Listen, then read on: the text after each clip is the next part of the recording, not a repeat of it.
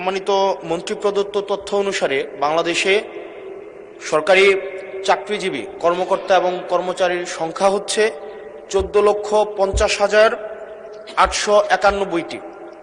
এই 14,50,891টি পরিবারের সর্বশেষ বেতন বৃদ্ধি হয়েছে 2015 সালে, আর বর্তমান হচ্ছে 2026 সাল। গত 11 বছরে কোনো বেতন বৃদ্ধি হয়নি, অথচ এই 11 বছরে মুদ্রাস্ফীতি 55 থেকে 65% পর্যন্ত বৃদ্ধি হয়েছে।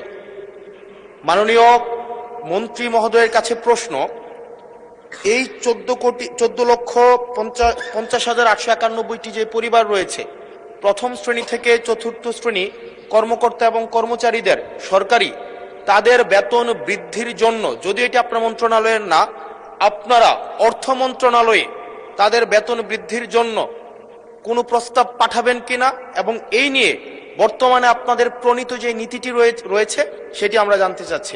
ধন্যবাদ। মাননীয় মন্ত্রী।